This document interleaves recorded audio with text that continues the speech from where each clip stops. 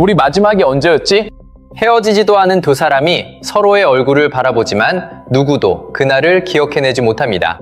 사랑은 아직 남아있고 겉으로는 관계도 이어지는데 마지막으로 서로를 뜨겁게 원했던 방만 흔적도 없이 사라진 겁니다. 크게 싸운 것도 다른 사람이 생긴 것도 아닙니다.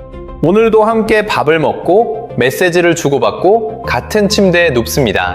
낮에는 아무 일 없는 듯 일상을 이어가지만 밤이 되면 각자의 화면을 보거나 먼저 잠을 쳐갑니다. 손 하나만 뻗으면 닿을 거리인데 그날도 끝내 누구도 움직이지 않습니다. 그렇게 가장 가까운 곳에 누워서도 서로에게 닿지 못한 밤이 이어집니다. 사랑은 아직 끝나지 않았는데 두 사람의 성관계는 대체 왜 소리도 없이 죽어가고 있는 걸까요? 처음부터 이렇게 식어버린 것은 아닙니다.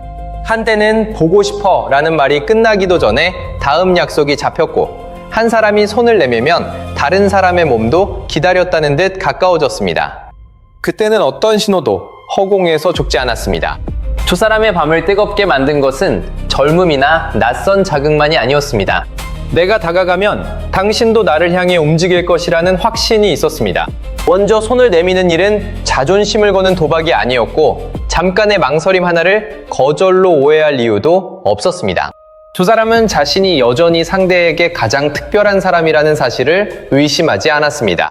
하지만 관계가 오래될수록 그 확신에는 균열이 생겼습니다.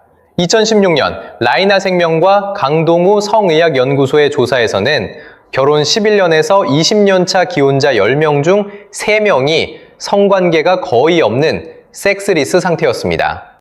결혼 31년 차 이상에서는 그 비율이 절반을 넘어섰습니다. 사람들은 그 이유를 너무 쉽게 단정합니다.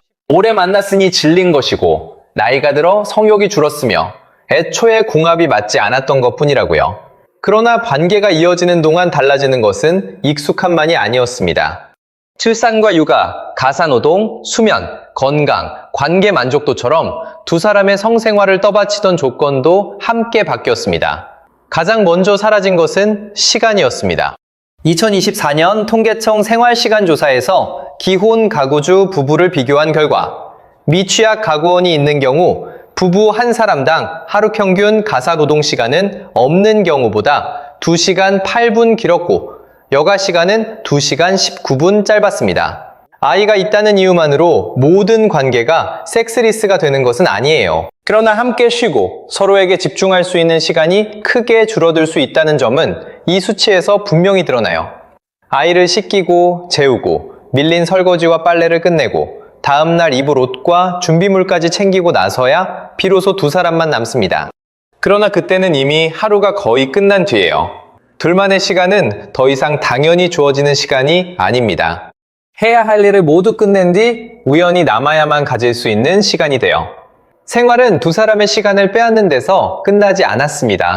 첫 아이를 낳은 이성의 커플 169쌍을 출산 후 1년 동안 추적한 연구에서는 출산 6개월 뒤 어머니가 느낀 양육 스트레스가 높을수록 1년 뒤 어머니 자신과 아버지의 성적 만족도가 모두 낮게 나타났습니다.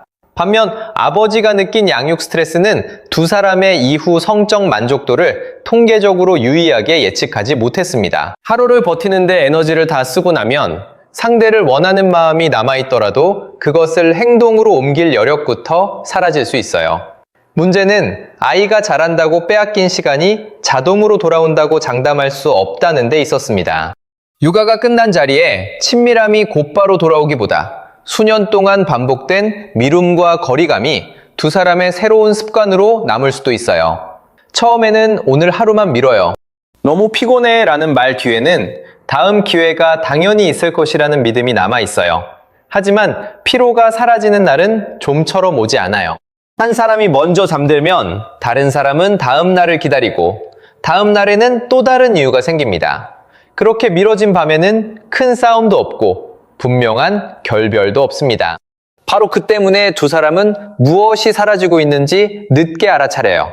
하지만 피곤하다는 말만으로는 설명되지 않는 관계도 있었습니다. 아이가 잠든 뒤에도 시간이 남고 주말에는 함께 소파에 앉아 있으며 같은 침대에서 충분히 오래 머무는데도 먼저 다가갈 수 없는 두 사람이었습니다. 그 차이를 설명하는 변수 가운데 하나가 파트너 반응성이었습니다. 상대가 내 말을 이해하고 내 감정을 인정하며 나를 배려한다고 느끼는 정도예요. 2016년 구리트 비른바움 연구팀은 온라인 실험, 실제 커플의 대면 상호작용, 일상 기록을 이용한 3가지 연구를 진행했습니다.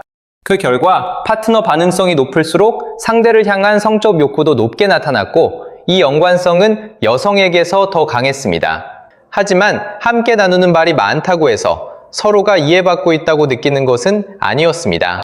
오늘 많이 힘들었지? 당신이 보고 싶었다. 요즘 우리 사이가 어떤 것 같아? 라는 말은 급하지 않다는 이유로 뒤로 밀려요. 대화가 사라진 것은 아니에요. 두 사람을 연인으로 묶어주던 대화만 사라진 겁니다. 이 변화는 침실 밖에서 먼저 시작되지만 가장 선명한 흔적은 침실에 남습니다. 하루 동안 내 말을 건성으로 들었던 사람, 내 피로를 알아채지 못했던 사람, 내가 서운해하는 이유를 귀찮아했던 사람이 밤이 되었다고 갑자기 가장 가까운 사람으로 느껴지기는 어렵습니다. 몸의 거리는 가까워도 마음이 안전하다는 느낌이 사라지면 먼저 다가가는 일에는 망설임이 생겨요. 그때부터 손을 내미는 일은 욕구 표현이 아니라 관계를 확인하는 시험처럼 변합니다. 받아주면 아직 괜찮은 관계이고 밀어내면 내가 더는 특별하지 않다는 증거처럼 느껴집니다. 한 번의 망설임도 거절처럼 느껴지고 피곤해서 돌아 누운 등이 이제 당신을 원하지 않는다는 신호로 읽힙니다.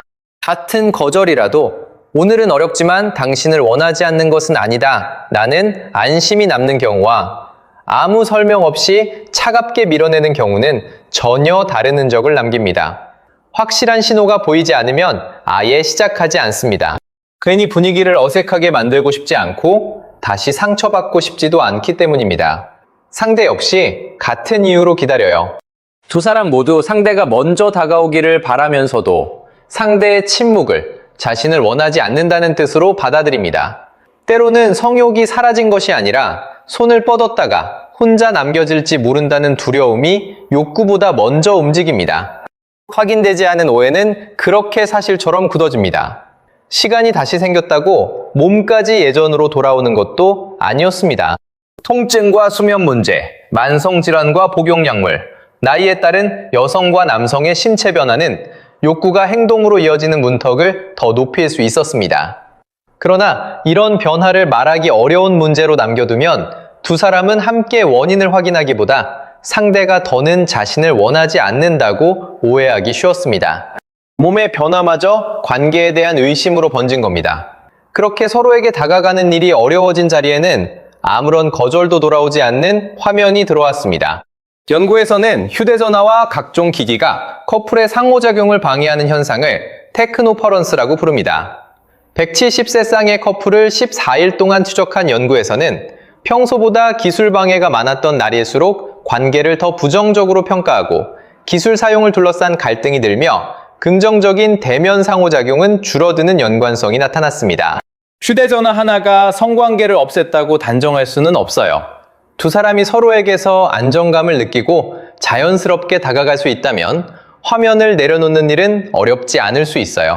그러나 이미 피곤하고 이해받지 못한다고 느끼며 먼저 다가가는 일까지 두려워진 관계에서 화면은 마지막 남은 템을 차지합니다. 상대를 바라보지 않으면 그날 밤 아무 일도 일어나지 않은 이유를 확인하지 않아도 됩니다. 누가 먼저 멀어졌는지, 누가 더 상처받았는지, 아직 서로를 원하는지 묻지 않아도 돼요. 화면은 두 사람 사이를 갈라놓았지만 동시에 이미 벌어진 틈을 들여다보지 않아도 되게 해줬습니다.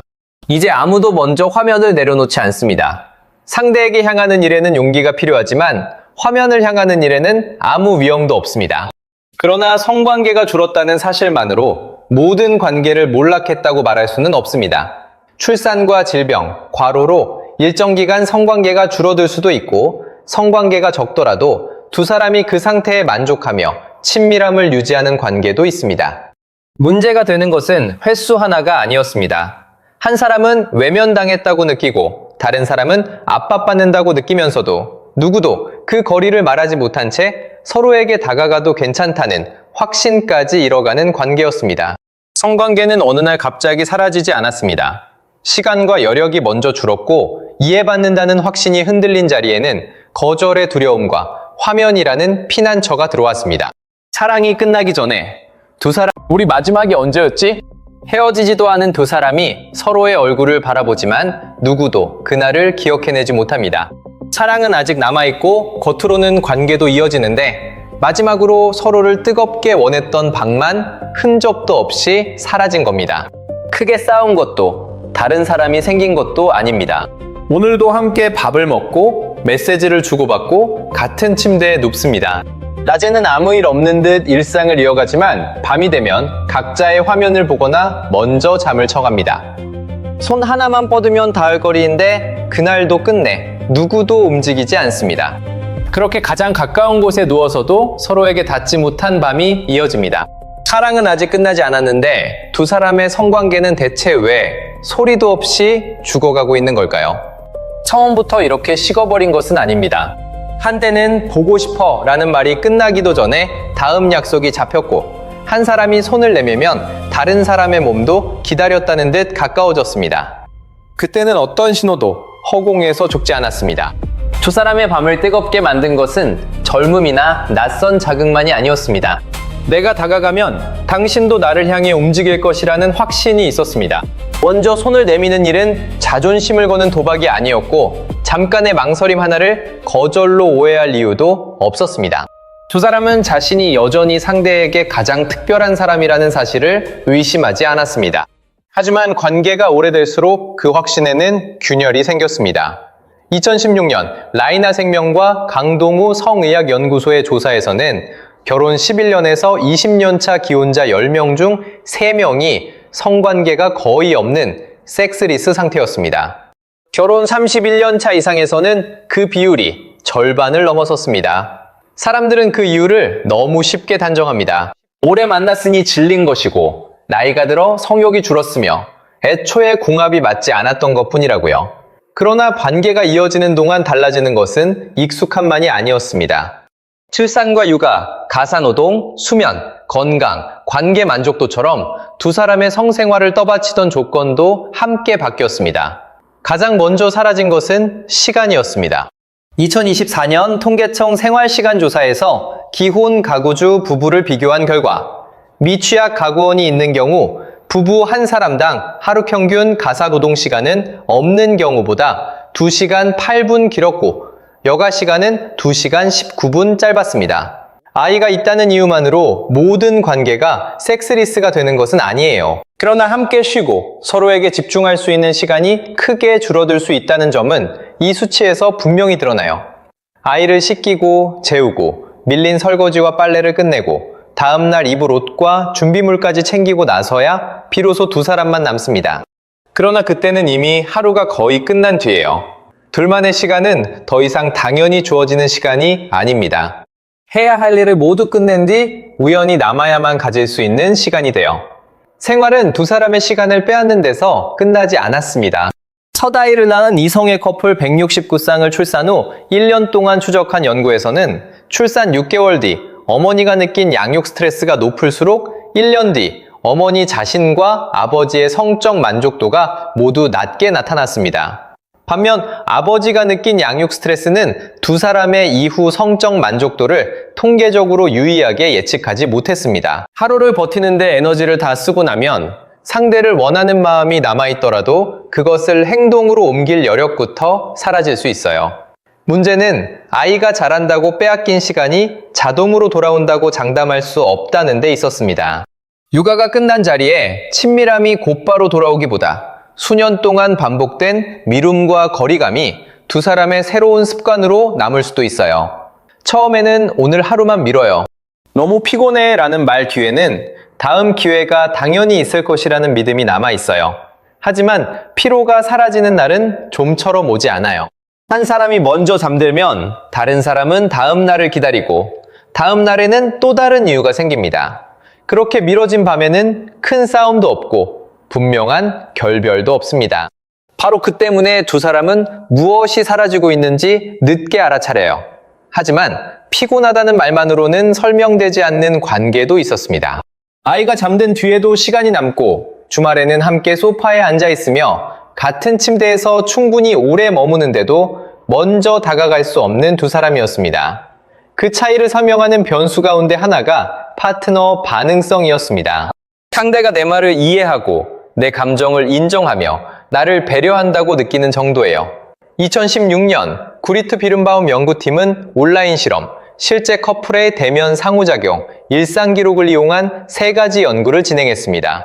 그 결과 파트너 반응성이 높을수록 상대를 향한 성적 욕구도 높게 나타났고 이 연관성은 여성에게서 더 강했습니다. 하지만 함께 나누는 말이 많다고 해서 서로가 이해받고 있다고 느끼는 것은 아니었습니다. 오늘 많이 힘들었지? 당신이 보고 싶었다. 요즘 우리 사이가 어떤 것 같아? 라는 말은 급하지 않다는 이유로 뒤로 밀려요.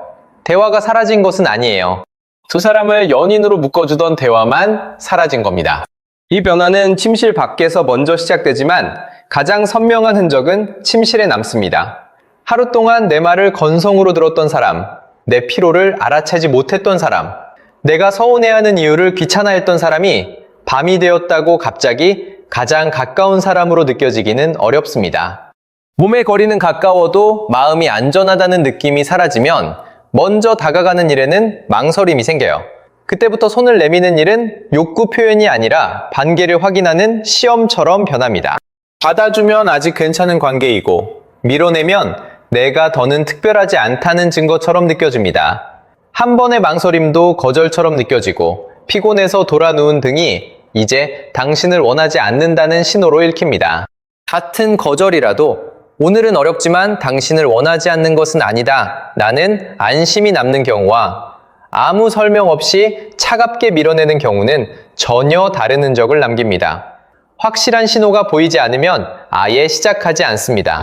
괜히 분위기를 어색하게 만들고 싶지 않고 다시 상처받고 싶지도 않기 때문입니다. 상대 역시 같은 이유로 기다려요. 두 사람 모두 상대가 먼저 다가오기를 바라면서도 상대의 침묵을 자신을 원하지 않는다는 뜻으로 받아들입니다. 때로는 성욕이 사라진 것이 아니라 손을 뻗었다가 혼자 남겨질지 모른다는 두려움이 욕구보다 먼저 움직입니다.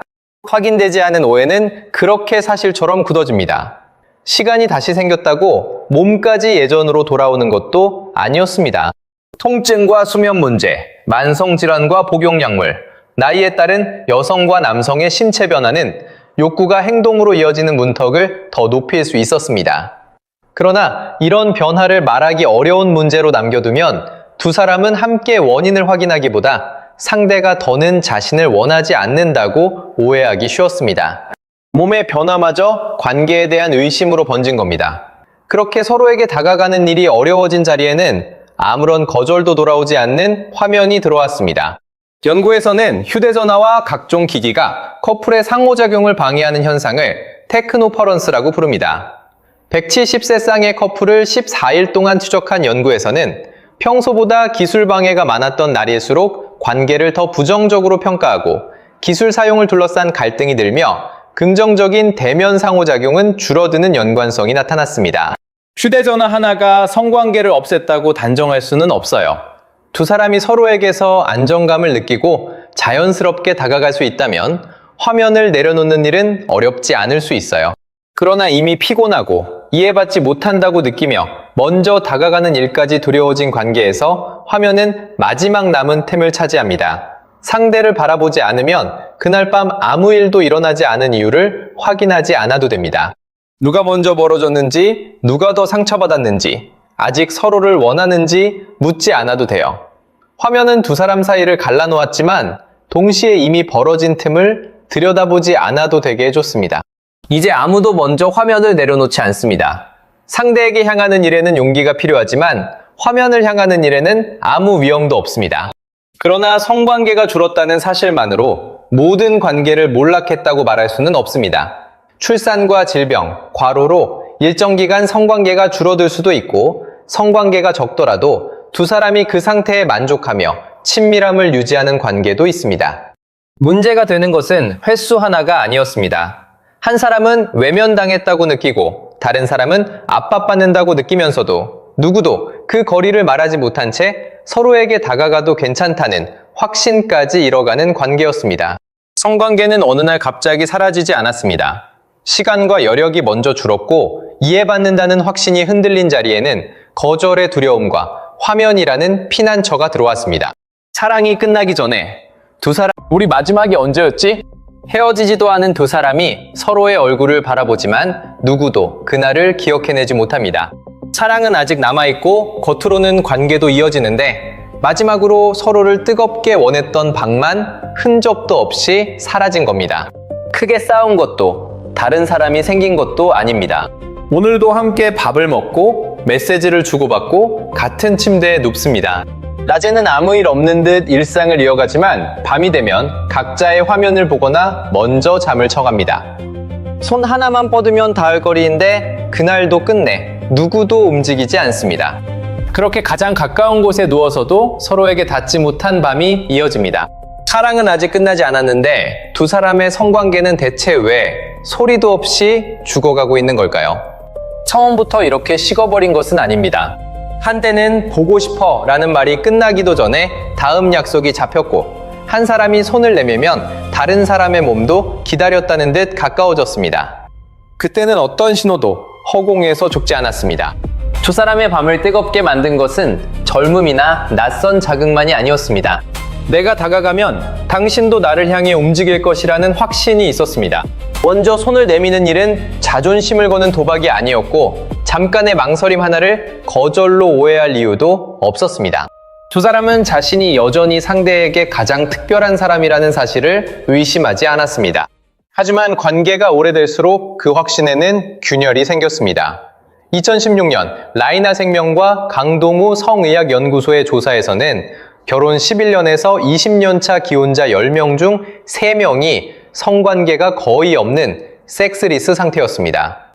결혼 31년 차 이상에서는 그 비율이 절반을 넘어섰습니다. 사람들은 그 이유를 너무 쉽게 단정합니다. 오래 만났으니 질린 것이고 나이가 들어 성욕이 줄었으며 애초에 궁합이 맞지 않았던 것뿐이라고요. 그러나 관계가 이어지는 동안 달라지는 것은 익숙함만이 아니었습니다. 출산과 육아, 가사노동, 수면, 건강, 관계 만족도처럼 두 사람의 성생활을 떠받치던 조건도 함께 바뀌었습니다. 가장 먼저 사라진 것은 시간이었습니다.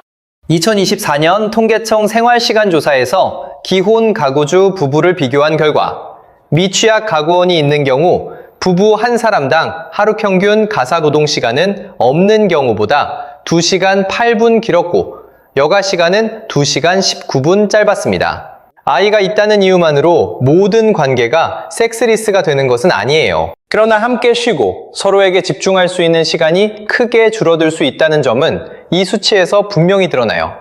아이를 씻기고 재우고 밀린 설거지와 빨래를 끝내고 다음날 입을 옷과 준비물까지 챙기고 나서야 비로소 두 사람만 남습니다. 그러나 그때는 이미 하루가 거의 끝난 뒤예요. 둘만의 시간은 더 이상 당연히 주어지는 시간이 아닙니다. 해야 할 일을 모두 끝낸 뒤 우연히 남아야만 가질 수 있는 시간이 돼요. 생활은 두 사람의 시간을 빼앗는 데서 끝나지 않았습니다.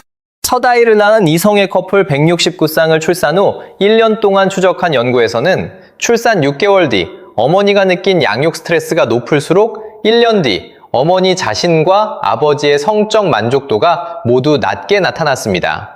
반면 아버지가 느낀 양육 스트레스는 두 사람의 이후 성적 만족도를 통계적으로 유의하게 예측하지 못했습니다. 하루를 버티는데 에너지를 다 쓰고 나면 상대를 원하는 마음이 남아있더라도 그것을 행동으로 옮길 여력부터 사라질 수 있어요. 문제는 아이가 자란다고 빼앗긴 시간이 자동으로 돌아온다고 장담할 수 없다는 데 있었습니다. 육아가 끝난 자리에 친밀함이 곧바로 돌아오기보다 수년 동안 반복된 미움과 거리감이 두 사람의 새로운 습관으로 남을 수도 있어요. 처음에는 오늘 하루만 미뤄요. 너무 피곤해 라는 말 뒤에는 다음 기회가 당연히 있을 것이라는 믿음이 남아 있어요. 하지만 피로가 사라지는 날은 좀처럼 오지 않아요. 한 사람이 먼저 잠들면 다른 사람은 다음 날을 기다리고 다음 날에는 또 다른 이유가 생깁니다. 그렇게 미뤄진 밤에는 큰 싸움도 없고 분명한 결별도 없습니다. 바로 그 때문에 두 사람은 무엇이 사라지고 있는지 늦게 알아차려요. 하지만 피곤하다는 말만으로는 설명되지 않는 관계도 있었습니다.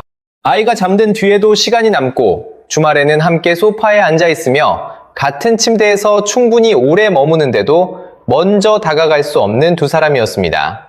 그 차이를 설명하는 변수 가운데 하나가 파트너 반응성이었습니다. 상대가 내 말을 이해하고 내 감정을 인정하며 나를 배려한다고 느끼는 정도예요. 2016년 구리트 비른바움 연구팀은 온라인 실험, 실제 커플의 대면 상호작용, 일상 기록을 이용한 3가지 연구를 진행했습니다. 그 결과 파트너 반응성이 높을수록 상대를 향한 성적 욕구도 높게 나타났고 이 연관성은 여성에게서 더 강했습니다. 하지만 함께 나누는 말이 많다고 해서 서로가 이해받고 있다고 느끼는 것은 아니었습니다.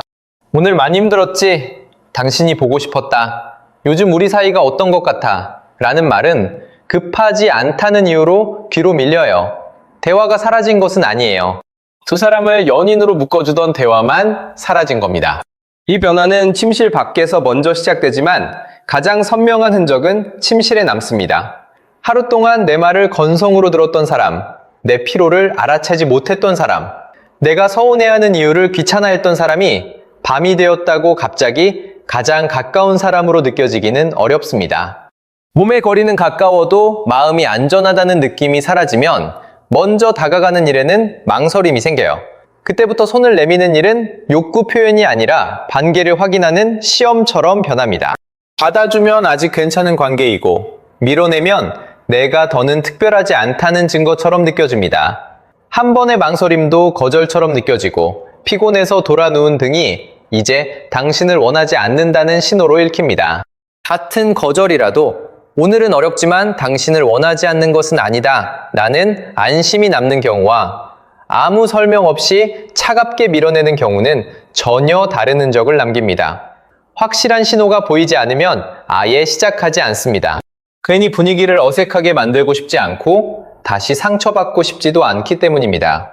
상대 역시 같은 이유로 기다려요. 두 사람 모두 상대가 먼저 다가오기를 바라면서도 상대의 침묵을 자신을 원하지 않는다는 뜻으로 받아들입니다.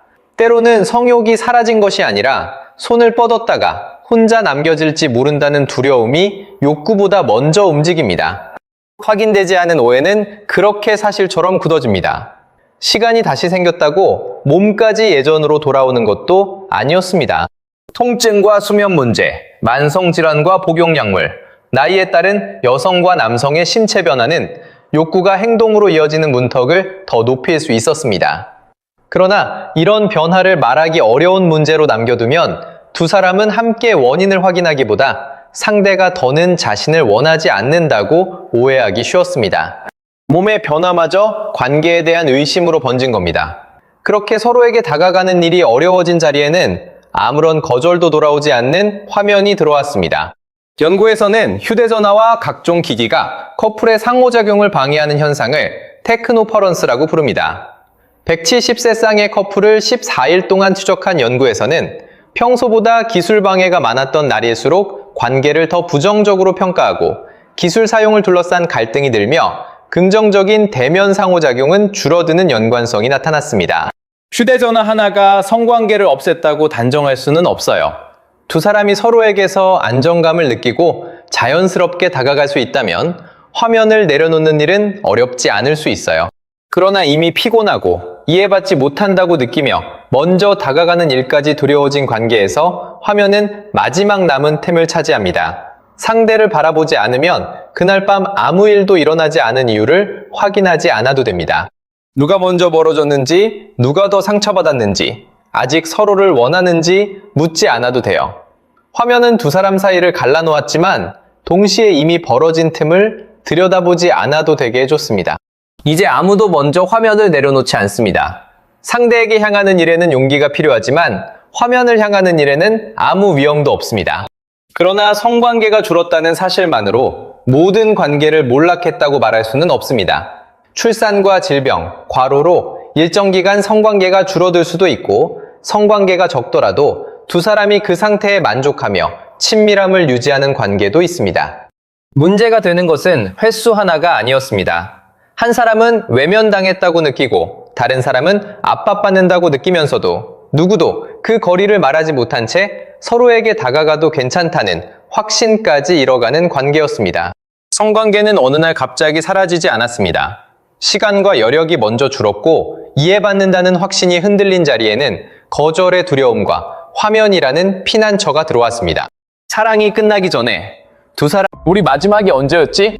헤어지지도 않은 두 사람이 서로의 얼굴을 바라보지만 누구도 그날을 기억해내지 못합니다. 사랑은 아직 남아있고 겉으로는 관계도 이어지는데 마지막으로 서로를 뜨겁게 원했던 방만 흔적도 없이 사라진 겁니다. 크게 싸운 것도 다른 사람이 생긴 것도 아닙니다. 오늘도 함께 밥을 먹고 메시지를 주고받고 같은 침대에 눕습니다. 낮에는 아무 일 없는 듯 일상을 이어가지만 밤이 되면 각자의 화면을 보거나 먼저 잠을 쳐갑니다. 손 하나만 뻗으면 닿을 거리인데 그날도 끝내 누구도 움직이지 않습니다. 그렇게 가장 가까운 곳에 누워서도 서로에게 닿지 못한 밤이 이어집니다. 사랑은 아직 끝나지 않았는데 두 사람의 성관계는 대체 왜 소리도 없이 죽어가고 있는 걸까요? 처음부터 이렇게 식어버린 것은 아닙니다. 한때는 보고 싶어 라는 말이 끝나기도 전에 다음 약속이 잡혔고 한 사람이 손을 내밀면 다른 사람의 몸도 기다렸다는 듯 가까워졌습니다. 그때는 어떤 신호도 허공에서 죽지 않았습니다. 두 사람의 밤을 뜨겁게 만든 것은 젊음이나 낯선 자극만이 아니었습니다. 내가 다가가면 당신도 나를 향해 움직일 것이라는 확신이 있었습니다. 먼저 손을 내미는 일은 자존심을 거는 도박이 아니었고 잠깐의 망설임 하나를 거절로 오해할 이유도 없었습니다. 두 사람은 자신이 여전히 상대에게 가장 특별한 사람이라는 사실을 의심하지 않았습니다. 하지만 관계가 오래될수록 그 확신에는 균열이 생겼습니다. 2016년 라이나 생명과 강동우 성의학연구소의 조사에서는 결혼 11년에서 20년 차 기혼자 10명 중 3명이 성관계가 거의 없는 섹스리스 상태였습니다. 결혼 31년 차 이상에서는 그 비율이 절반을 넘어섰습니다. 사람들은 그 이유를 너무 쉽게 단정합니다. 오래 만났으니 질린 것이고 나이가 들어 성욕이 줄었으며 애초에 궁합이 맞지 않았던 것뿐이라고요. 그러나 관계가 이어지는 동안 달라지는 것은 익숙함만이 아니었습니다. 출산과 육아, 가사노동, 수면, 건강, 관계 만족도처럼 두 사람의 성생활을 떠받치던 조건도 함께 바뀌었습니다.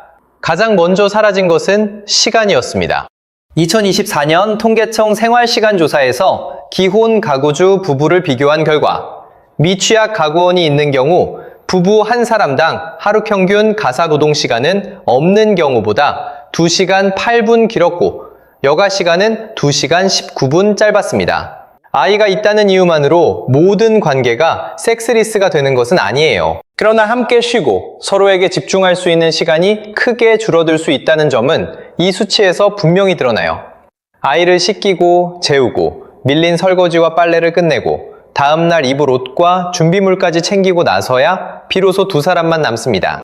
그러나 그때는 이미 하루가 거의 끝난 뒤예요. 둘만의 시간은 더 이상 당연히 주어지는 시간이 아닙니다. 해야 할 일을 모두 끝낸 뒤 우연히 남아야만 가질 수 있는 시간이 돼요. 생활은 두 사람의 시간을 빼앗는 데서 끝나지 않았습니다. 첫 아이를 낳은 이성의 커플 169쌍을 출산 후 1년 동안 추적한 연구에서는 출산 6개월 뒤 어머니가 느낀 양육 스트레스가 높을수록 1년 뒤 어머니 자신과 아버지의 성적 만족도가 모두 낮게 나타났습니다. 반면 아버지가 느낀 양육 스트레스는 두 사람의 이후 성적 만족도를 통계적으로 유의하게 예측하지 못했습니다. 하루를 버티는데 에너지를 다 쓰고 나면 상대를 원하는 마음이 남아있더라도 그것을 행동으로 옮길 여력부터 사라질 수 있어요. 문제는 아이가 자란다고 빼앗긴 시간이 자동으로 돌아온다고 장담할 수 없다는 데 있었습니다. 육아가 끝난 자리에 친밀함이 곧바로 돌아오기보다 수년 동안 반복된 미움과 거리감이 두 사람의 새로운 습관으로 남을 수도 있어요. 처음에는 오늘 하루만 미뤄요. 너무 피곤해 라는 말 뒤에는 다음 기회가 당연히 있을 것이라는 믿음이 남아 있어요. 하지만 피로가 사라지는 날은 좀처럼 오지 않아요.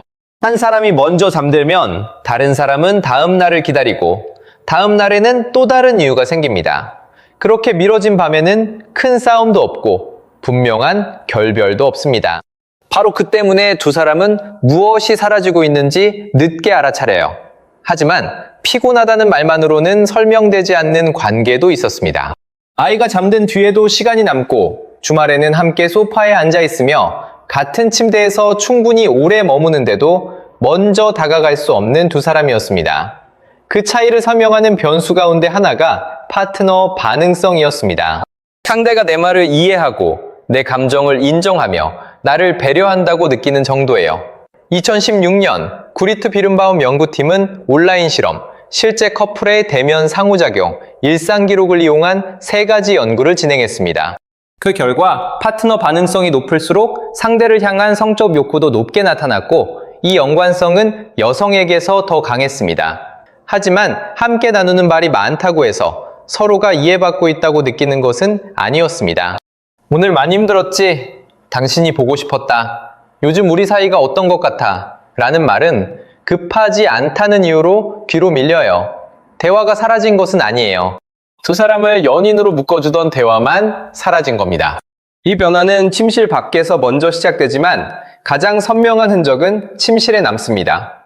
하루 동안 내 말을 건성으로 들었던 사람, 내 피로를 알아채지 못했던 사람, 내가 서운해하는 이유를 귀찮아했던 사람이 밤이 되었다고 갑자기 가장 가까운 사람으로 느껴지기는 어렵습니다. 몸의 거리는 가까워도 마음이 안전하다는 느낌이 사라지면 먼저 다가가는 일에는 망설임이 생겨요. 그때부터 손을 내미는 일은 욕구 표현이 아니라 관계를 확인하는 시험처럼 변합니다. 받아주면 아직 괜찮은 관계이고 밀어내면 내가 더는 특별하지 않다는 증거처럼 느껴집니다. 한 번의 망설임도 거절처럼 느껴지고 피곤해서 돌아 누운 등이 이제 당신을 원하지 않는다는 신호로 읽힙니다. 같은 거절이라도 오늘은 어렵지만 당신을 원하지 않는 것은 아니다. 나는 안심이 남는 경우와 아무 설명 없이 차갑게 밀어내는 경우는 전혀 다른 흔적을 남깁니다. 확실한 신호가 보이지 않으면 아예 시작하지 않습니다. 괜히 분위기를 어색하게 만들고 싶지 않고 다시 상처받고 싶지도 않기 때문입니다. 상대 역시 같은 이유로 기다려요. 두 사람 모두 상대가 먼저 다가오기를 바라면서도 상대의 침묵을 자신을 원하지 않는다는 뜻으로 받아들입니다. 때로는 성욕이 사라진 것이 아니라 손을 뻗었다가 혼자 남겨질지 모른다는 두려움이 욕구보다 먼저 움직입니다. 확인되지 않은 오해는 그렇게 사실처럼 굳어집니다. 시간이 다시 생겼다고 몸까지 예전으로 돌아오는 것도 아니었습니다. 통증과 수면 문제, 만성질환과 복용약물, 나이에 따른 여성과 남성의 신체 변화는 욕구가 행동으로 이어지는 문턱을 더 높일 수 있었습니다. 그러나 이런 변화를 말하기 어려운 문제로 남겨두면 두 사람은 함께 원인을 확인하기보다 상대가 더는 자신을 원하지 않는다고 오해하기 쉬웠습니다. 몸의 변화마저 관계에 대한 의심으로 번진 겁니다. 그렇게 서로에게 다가가는 일이 어려워진 자리에는 아무런 거절도 돌아오지 않는 화면이 들어왔습니다. 연구에서는 휴대전화와 각종 기기가 커플의 상호작용을 방해하는 현상을 테크노퍼런스라고 부릅니다.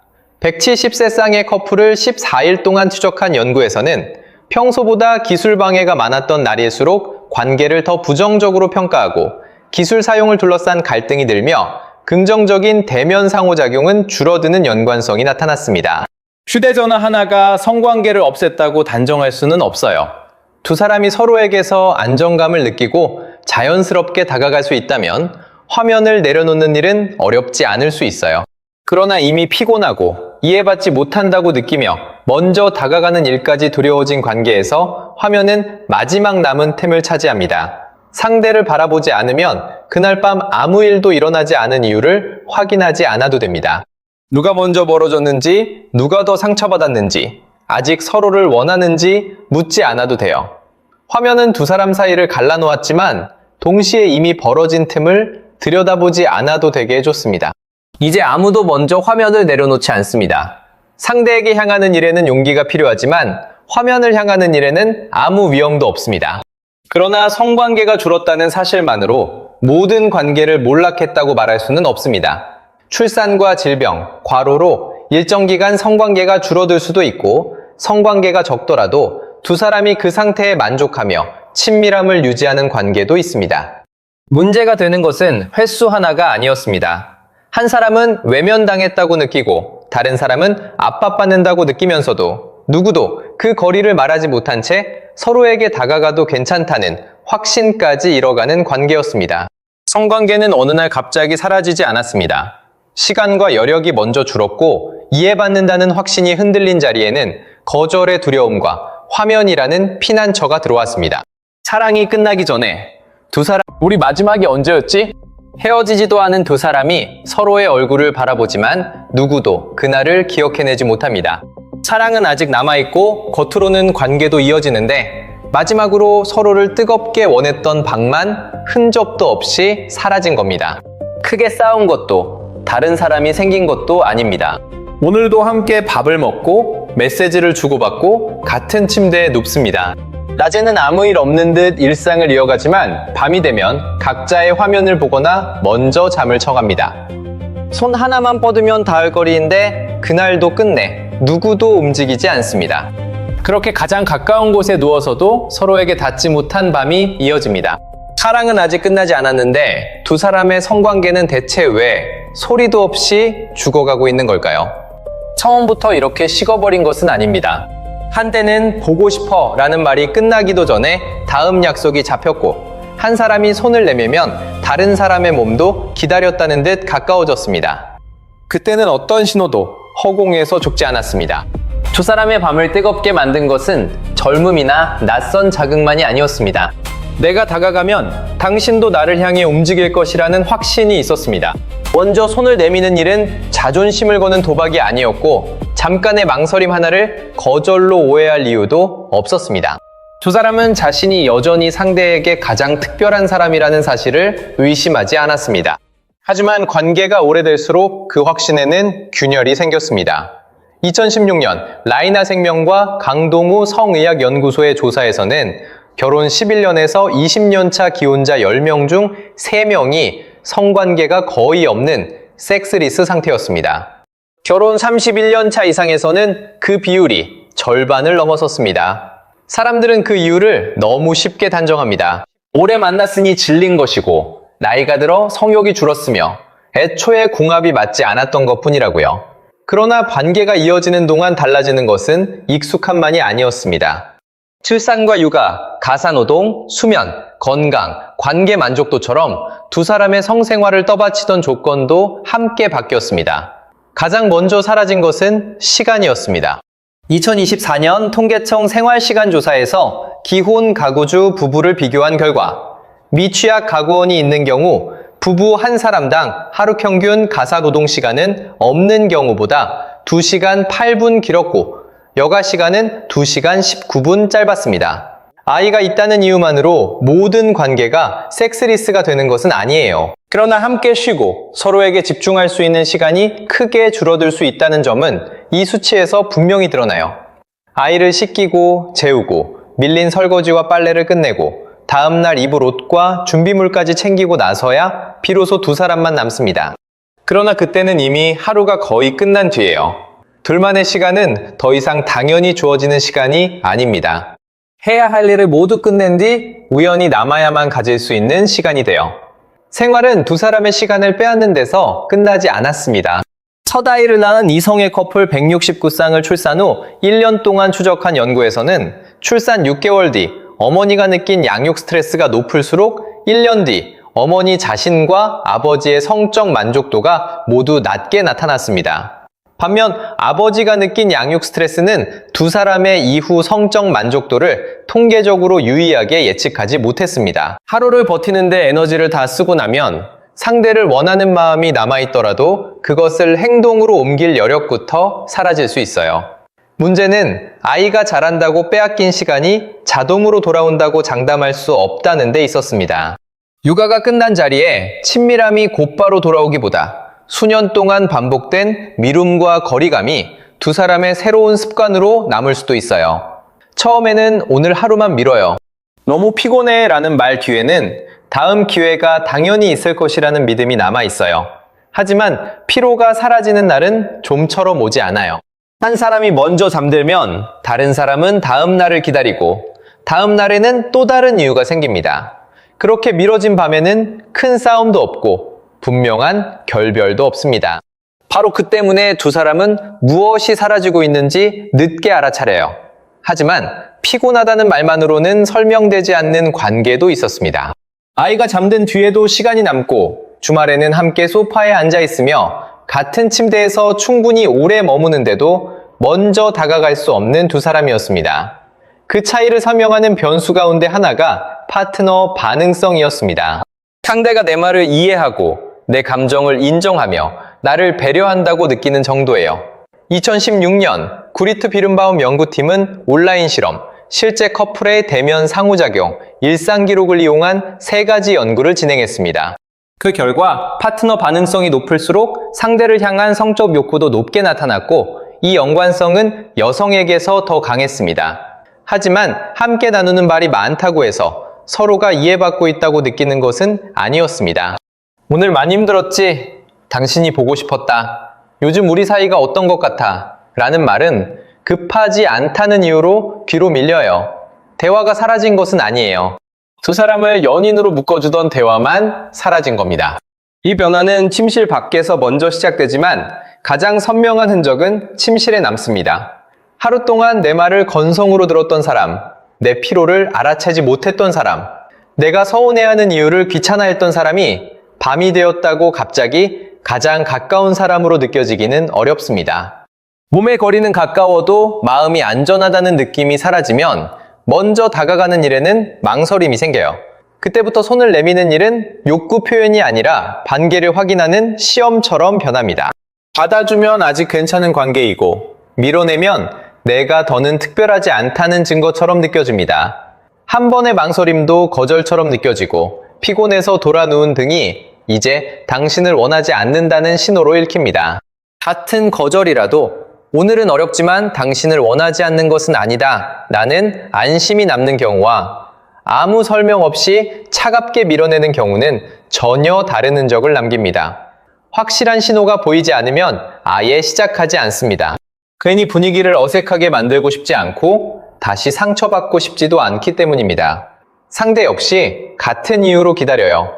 두 사람 모두 상대가 먼저 다가오기를 바라면서도 상대의 침묵을 자신을 원하지 않는다는 뜻으로 받아들입니다.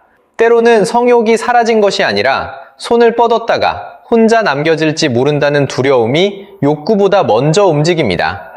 확인되지 않은 오해는 그렇게 사실처럼 굳어집니다. 시간이 다시 생겼다고 몸까지 예전으로 돌아오는 것도 아니었습니다. 통증과 수면 문제, 만성질환과 복용약물, 나이에 따른 여성과 남성의 신체 변화는 욕구가 행동으로 이어지는 문턱을 더 높일 수 있었습니다. 그러나 이런 변화를 말하기 어려운 문제로 남겨두면 두 사람은 함께 원인을 확인하기보다 상대가 더는 자신을 원하지 않는다고 오해하기 쉬웠습니다. 몸의 변화마저 관계에 대한 의심으로 번진 겁니다. 그렇게 서로에게 다가가는 일이 어려워진 자리에는 아무런 거절도 돌아오지 않는 화면이 들어왔습니다. 연구에서는 휴대전화와 각종 기기가 커플의 상호작용을 방해하는 현상을 테크노퍼런스라고 부릅니다. 170세 쌍의 커플을 14일 동안 추적한 연구에서는 평소보다 기술 방해가 많았던 날일수록 관계를 더 부정적으로 평가하고 기술 사용을 둘러싼 갈등이 늘며 긍정적인 대면 상호작용은 줄어드는 연관성이 나타났습니다. 휴대전화 하나가 성관계를 없앴다고 단정할 수는 없어요. 두 사람이 서로에게서 안정감을 느끼고 자연스럽게 다가갈 수 있다면 화면을 내려놓는 일은 어렵지 않을 수 있어요. 그러나 이미 피곤하고 이해받지 못한다고 느끼며 먼저 다가가는 일까지 두려워진 관계에서 화면은 마지막 남은 틈을 차지합니다. 상대를 바라보지 않으면 그날 밤 아무 일도 일어나지 않은 이유를 확인하지 않아도 됩니다. 누가 먼저 멀어졌는지, 누가 더 상처받았는지, 아직 서로를 원하는지 묻지 않아도 돼요.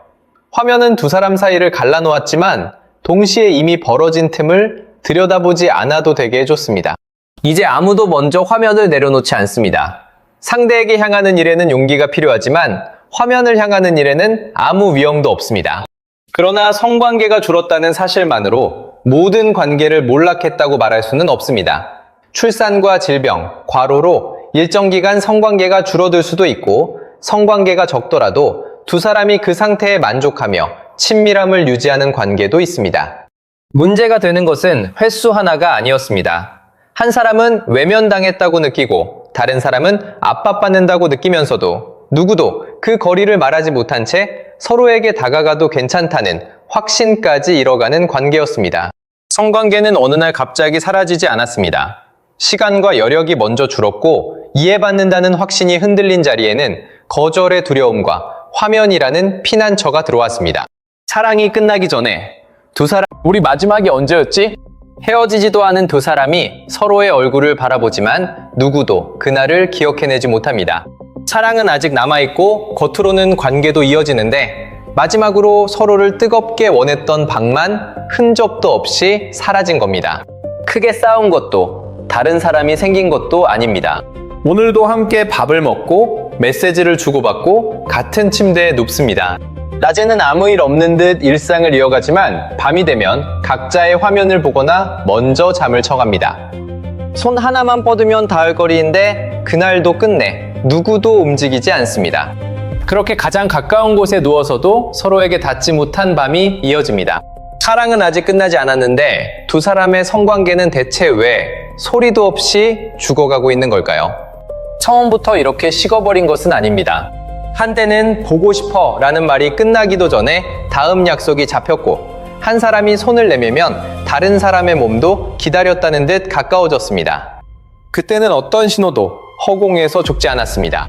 두 사람의 밤을 뜨겁게 만든 것은 젊음이나 낯선 자극만이 아니었습니다. 내가 다가가면 당신도 나를 향해 움직일 것이라는 확신이 있었습니다. 먼저 손을 내미는 일은 자존심을 거는 도박이 아니었고 잠깐의 망설임 하나를 거절로 오해할 이유도 없었습니다. 두 사람은 자신이 여전히 상대에게 가장 특별한 사람이라는 사실을 의심하지 않았습니다. 하지만 관계가 오래될수록 그 확신에는 균열이 생겼습니다. 2016년 라이나 생명과 강동우 성의학연구소의 조사에서는 결혼 11년에서 20년 차 기혼자 10명 중 3명이 성관계가 거의 없는 섹스리스 상태였습니다. 결혼 31년 차 이상에서는 그 비율이 절반을 넘어섰습니다. 사람들은 그 이유를 너무 쉽게 단정합니다. 오래 만났으니 질린 것이고 나이가 들어 성욕이 줄었으며 애초에 궁합이 맞지 않았던 것뿐이라고요. 그러나 관계가 이어지는 동안 달라지는 것은 익숙함만이 아니었습니다. 출산과 육아, 가사노동, 수면, 건강, 관계 만족도처럼 두 사람의 성생활을 떠받치던 조건도 함께 바뀌었습니다. 가장 먼저 사라진 것은 시간이었습니다. 2024년 통계청 생활시간조사에서 기혼 가구주 부부를 비교한 결과 미취학 가구원이 있는 경우 부부 한 사람당 하루 평균 가사노동시간은 없는 경우보다 2시간 8분 길었고 여가 시간은 2시간 19분 짧았습니다. 아이가 있다는 이유만으로 모든 관계가 섹스리스가 되는 것은 아니에요. 그러나 함께 쉬고 서로에게 집중할 수 있는 시간이 크게 줄어들 수 있다는 점은 이 수치에서 분명히 드러나요. 아이를 씻기고 재우고 밀린 설거지와 빨래를 끝내고 다음날 입을 옷과 준비물까지 챙기고 나서야 비로소 두 사람만 남습니다. 그러나 그때는 이미 하루가 거의 끝난 뒤예요. 둘만의 시간은 더 이상 당연히 주어지는 시간이 아닙니다. 해야 할 일을 모두 끝낸 뒤 우연히 남아야만 가질 수 있는 시간이 돼요. 생활은 두 사람의 시간을 빼앗는 데서 끝나지 않았습니다. 첫 아이를 낳은 이성의 커플 169쌍을 출산 후 1년 동안 추적한 연구에서는 출산 6개월 뒤 어머니가 느낀 양육 스트레스가 높을수록 1년 뒤 어머니 자신과 아버지의 성적 만족도가 모두 낮게 나타났습니다. 반면 아버지가 느낀 양육 스트레스는 두 사람의 이후 성적 만족도를 통계적으로 유의하게 예측하지 못했습니다. 하루를 버티는데 에너지를 다 쓰고 나면 상대를 원하는 마음이 남아있더라도 그것을 행동으로 옮길 여력부터 사라질 수 있어요. 문제는 아이가 자란다고 빼앗긴 시간이 자동으로 돌아온다고 장담할 수 없다는 데 있었습니다. 육아가 끝난 자리에 친밀함이 곧바로 돌아오기보다 수년 동안 반복된 미움과 거리감이 두 사람의 새로운 습관으로 남을 수도 있어요. 처음에는 오늘 하루만 미뤄요. 너무 피곤해 라는 말 뒤에는 다음 기회가 당연히 있을 것이라는 믿음이 남아 있어요. 하지만 피로가 사라지는 날은 좀처럼 오지 않아요. 한 사람이 먼저 잠들면 다른 사람은 다음 날을 기다리고 다음 날에는 또 다른 이유가 생깁니다. 그렇게 미뤄진 밤에는 큰 싸움도 없고 분명한 결별도 없습니다. 바로 그 때문에 두 사람은 무엇이 사라지고 있는지 늦게 알아차려요. 하지만 피곤하다는 말만으로는 설명되지 않는 관계도 있었습니다.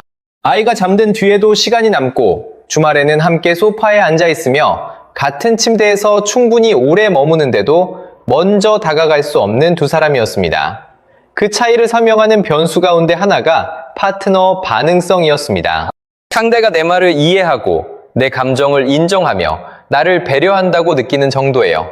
2016년 구리트 비른바움 연구팀은 온라인 실험, 실제 커플의 대면 상호작용, 일상 기록을 이용한 3가지 연구를 진행했습니다. 그 결과 파트너 반응성이 높을수록 상대를 향한 성적 욕구도 높게 나타났고 이 연관성은 여성에게서 더 강했습니다. 하지만 함께 나누는 말이 많다고 해서 서로가 이해받고 있다고 느끼는 것은 아니었습니다. 오늘 많이 힘들었지? 당신이 보고 싶었다. 요즘 우리 사이가 어떤 것 같아? 라는 말은 급하지 않다는 이유로 뒤로 밀려요. 대화가 사라진 것은 아니에요. 두 사람을 연인으로 묶어주던 대화만 사라진 겁니다. 이 변화는 침실 밖에서 먼저 시작되지만 가장 선명한 흔적은 침실에 남습니다.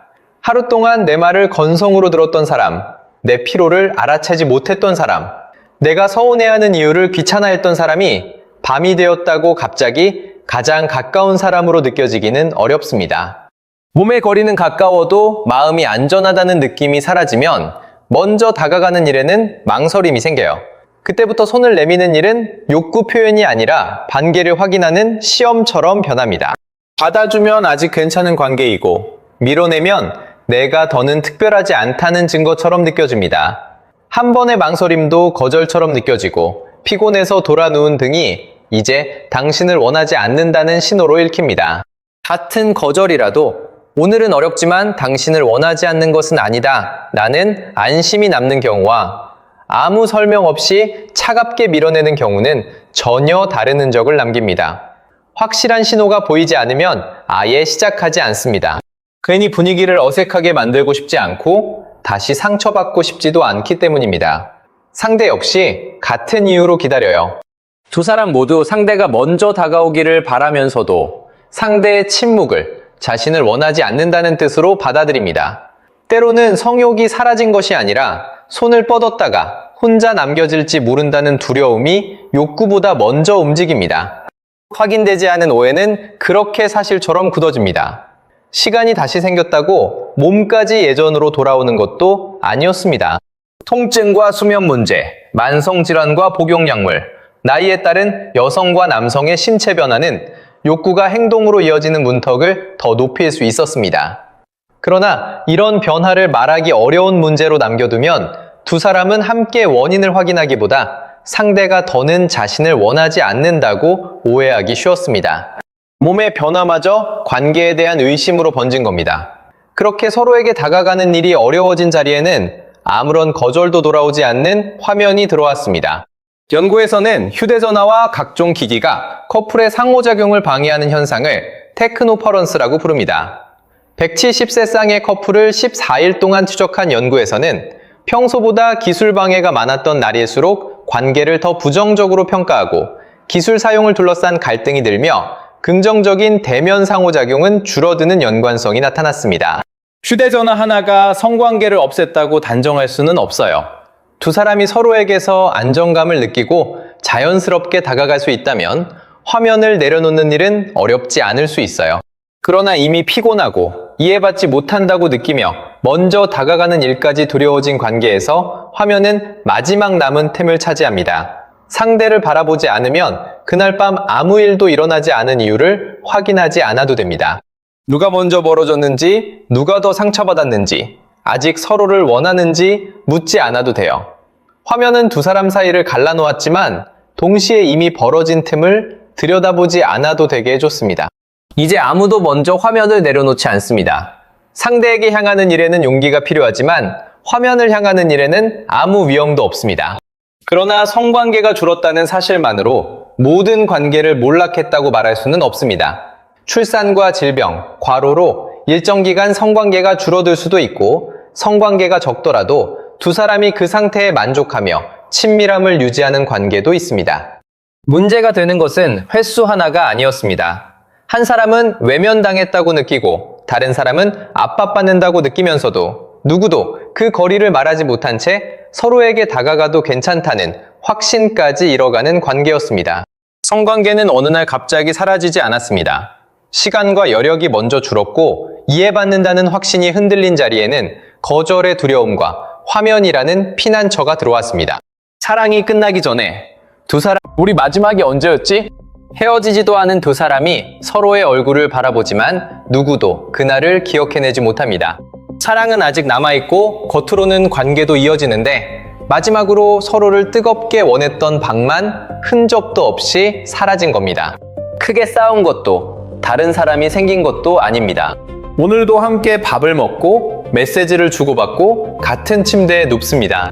낮에는 아무 일 없는 듯 일상을 이어가지만 밤이 되면 각자의 화면을 보거나 먼저 잠을 쳐갑니다. 손 하나만 뻗으면 닿을 거리인데 그날도 끝내 누구도 움직이지 않습니다. 그렇게 가장 가까운 곳에 누워서도 서로에게 닿지 못한 밤이 이어집니다.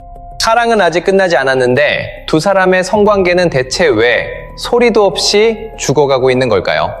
처음부터 이렇게 식어버린 것은 아닙니다. 한때는 보고 싶어 라는 말이 끝나기도 전에 다음 약속이 잡혔고 한 사람이 손을 내밀면 다른 사람의 몸도 기다렸다는 듯 가까워졌습니다. 그때는 어떤 신호도 허공에서 죽지 않았습니다. 두 사람의 밤을 뜨겁게 만든 것은 젊음이나 낯선 자극만이 아니었습니다. 내가 다가가면 당신도 나를 향해 움직일 것이라는 확신이 있었습니다.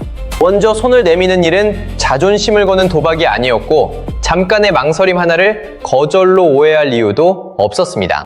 두 사람은 자신이 여전히 상대에게 가장 특별한 사람이라는 사실을 의심하지 않았습니다.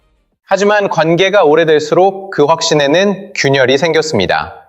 2016년 라이나 생명과 강동우 성의학연구소의 조사에서는 결혼 11년에서 20년 차 기혼자 10명 중 3명이 성관계가 거의 없는 섹스리스 상태였습니다.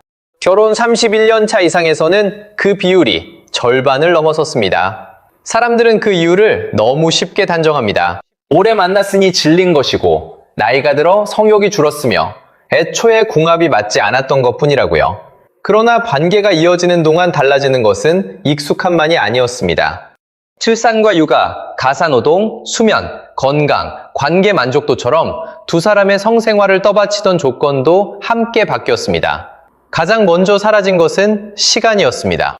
2024년 통계청 생활시간조사에서 기혼 가구주 부부를 비교한 결과 미취학 가구원이 있는 경우 부부 한 사람당 하루 평균 가사노동 시간은 없는 경우보다 2시간 8분 길었고 여가 시간은 2시간 19분 짧았습니다. 아이가 있다는 이유만으로 모든 관계가 섹스리스가 되는 것은 아니에요. 그러나 함께 쉬고 서로에게 집중할 수 있는 시간이 크게 줄어들 수 있다는 점은 이 수치에서 분명히 드러나요. 아이를 씻기고 재우고 밀린 설거지와 빨래를 끝내고 다음날 입을 옷과 준비물까지 챙기고 나서야 비로소 두 사람만 남습니다. 그러나 그때는 이미 하루가 거의 끝난 뒤예요. 둘만의 시간은 더 이상 당연히 주어지는 시간이 아닙니다. 해야 할 일을 모두 끝낸 뒤 우연히 남아야만 가질 수 있는 시간이 돼요. 생활은 두 사람의 시간을 빼앗는 데서 끝나지 않았습니다. 첫 아이를 낳은 이성의 커플 169쌍을 출산 후 1년 동안 추적한 연구에서는 출산 6개월 뒤 어머니가 느낀 양육 스트레스가 높을수록 1년 뒤 어머니 자신과 아버지의 성적 만족도가 모두 낮게 나타났습니다. 반면 아버지가 느낀 양육 스트레스는 두 사람의 이후 성적 만족도를 통계적으로 유의하게 예측하지 못했습니다. 하루를 버티는데 에너지를 다 쓰고 나면 상대를 원하는 마음이 남아있더라도 그것을 행동으로 옮길 여력부터 사라질 수 있어요. 문제는 아이가 자란다고 빼앗긴 시간이 자동으로 돌아온다고 장담할 수 없다는 데 있었습니다. 육아가 끝난 자리에 친밀함이 곧바로 돌아오기보다 수년 동안 반복된 미움과 거리감이 두 사람의 새로운 습관으로 남을 수도 있어요. 처음에는 오늘 하루만 미뤄요. 너무 피곤해 라는 말 뒤에는 다음 기회가 당연히 있을 것이라는 믿음이 남아 있어요. 하지만 피로가 사라지는 날은 좀처럼 오지 않아요. 한 사람이 먼저 잠들면 다른 사람은 다음 날을 기다리고 다음 날에는 또 다른 이유가 생깁니다. 그렇게 미뤄진 밤에는 큰 싸움도 없고 분명한 결별도 없습니다. 바로 그 때문에 두 사람은 무엇이 사라지고 있는지 늦게 알아차려요. 하지만 피곤하다는 말만으로는 설명되지 않는 관계도 있었습니다. 아이가 잠든 뒤에도 시간이 남고 주말에는 함께 소파에 앉아 있으며 같은 침대에서 충분히 오래 머무는데도 먼저 다가갈 수 없는 두 사람이었습니다.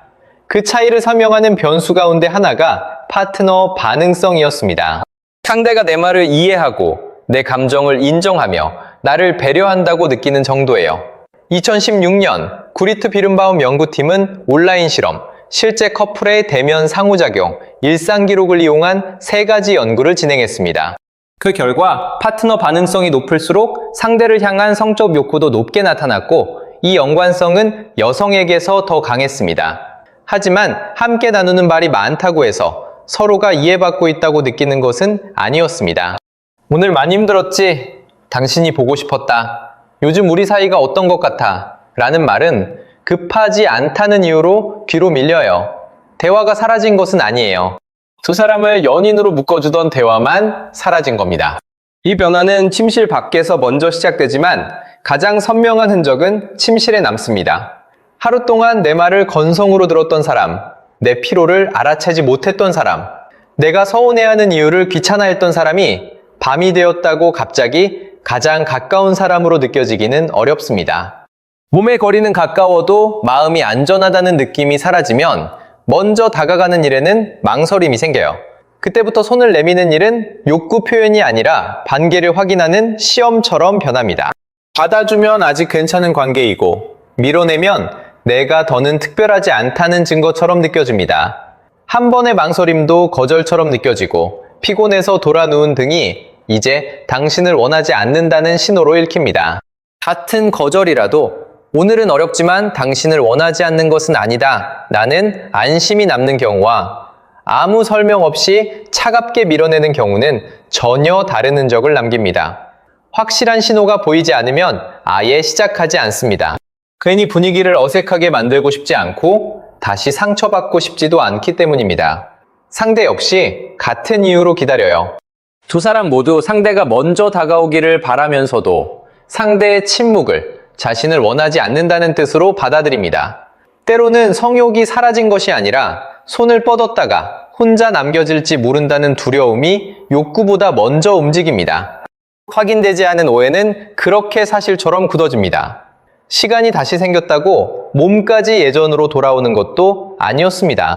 통증과 수면 문제, 만성질환과 복용약물, 나이에 따른 여성과 남성의 신체 변화는 욕구가 행동으로 이어지는 문턱을 더 높일 수 있었습니다. 그러나 이런 변화를 말하기 어려운 문제로 남겨두면 두 사람은 함께 원인을 확인하기보다 상대가 더는 자신을 원하지 않는다고 오해하기 쉬웠습니다.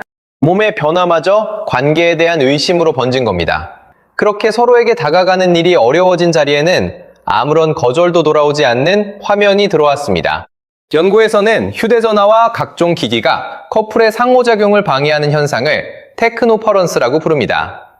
170세 쌍의 커플을 14일 동안 추적한 연구에서는 평소보다 기술 방해가 많았던 날일수록 관계를 더 부정적으로 평가하고 기술 사용을 둘러싼 갈등이 늘며 긍정적인 대면 상호작용은 줄어드는 연관성이 나타났습니다.